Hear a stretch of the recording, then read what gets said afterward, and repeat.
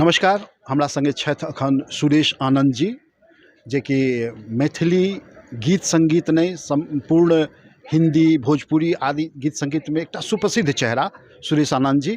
हम हुनका से वार्तालाप करऽ चाहै छी। नमस्कार सुरेश भाई। नमस्कार। सबसे पहले तो हम ई चाहब कि मैथिली में मैथिली पुनर्जागरण के मैथिली पुनर्जागरण प्रकाश के जे प्रकाशन शुरू भेलै ताहि पर अपने की विचार? ई तो बहुत नीक भेल छै कि अगर अहाँ सब मैथिल छी तो मैथिल पुनर्जागरण प्रकाश अहाँ के पढ़बाक चाही।